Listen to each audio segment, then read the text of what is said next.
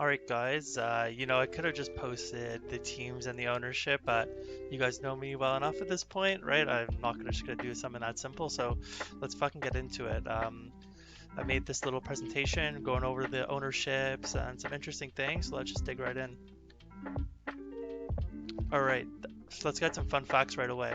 29 unique players owned, 16 unique players that are at least stacked once, 7 unique captains. There's been 22 entries for a total of 660 bucks, so we're having a nice pot this year. Only one player achieved 100% ownership. Can you guess which it'll be? I don't know. And also 3 teams were completely faded, so no one took the Ravens, the Dolphins, or the Seahawks. All right, so I just want to explain quickly what my, ideas for this. I'm not saying anything from my opinion. It's not what teams I think are going to do well or my predictions or how I feel about your teams. It's strictly based on Vegas odds and just based on expectation. So I'm using the Vegas odds as a benchmark for everything. So how likely is each team going to the Super Bowl? So we see in the AFC, we have the Chiefs, Bills, Bengals, pretty heavy. And in the NFC, we have the Eagles, 49ers, and we have the Cowboys. So when I talk about everything, I'm using this framework for how good or bad I think it is. All right, so I'm going to start off by saying these are players you should be happy you have. So these are players that, based on the Vegas odds and based on their production during the fantasy season, I think came in under owned. So I think they should have had more ownership than they did. Burrow came in at only 14%. Only 3 people had Joe Burrow. Hurts 7, which is 32%. Mahomes only 45%, and Diggs also at 45%. So I think if you've one of these players, you should be happy that you got a player of this caliber at such a low ownership for what I think they deserve.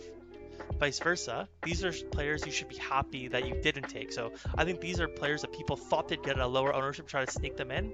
Turns out they actually came in kind of high ownership. You're not really getting any leverage or as much leverage as you'd want for them. So I think Evans is a big one. 32% owned, I think, is much higher than people expected him to come in at.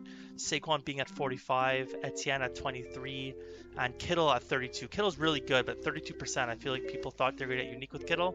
I don't think people were getting that unique with Kittle. So next, we're just going to jump right into the ownership. So these are total ownerships of everyone. And as you might have thought, CMC comes in at 100% ownership.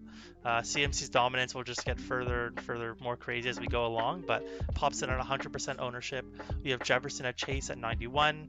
And interestingly enough, we only have Josh Allen above 50% at 77%. So quarterbacks are pretty spread out. So whatever quarterback you do have could give you a big advantage on the field. Next, we're going to jump into the captain. So CMC, not only was he taken in 100% of drafts, 50% captain rate, 50% for CMC. Chase coming in at 5, and then, we got a couple other one-offs, but CMC is really dominating in terms of the captain. Chase at 5 is pretty impressive too, so if you have Chase, maybe you wanted a bit less exposure overall, but, comes in at 5.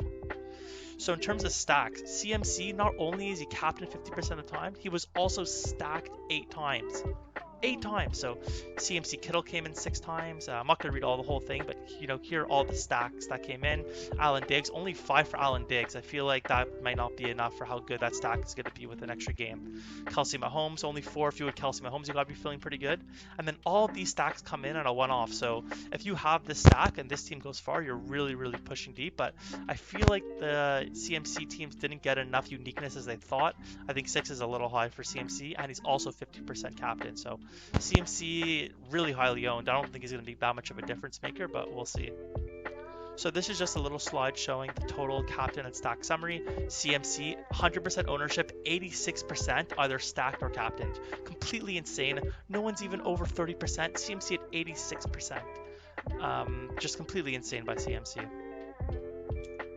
All right, the last little thing I want to go over is team breakdown. So this is adding up the own percent, stack percent, and captain percent of all the teams. So pretty much the higher percent here, the more owned, the more levered, the more people have invested in those players, more points are going to be coming from those players overall by all the teams. So San Francisco comes in really high, 264%. I think people thought San Francisco would be leveraged, a little like not as owned. They're very owned. What I see here also, Philadelphia, 105, very low. Dallas, 55 based on Vegas odds is very low.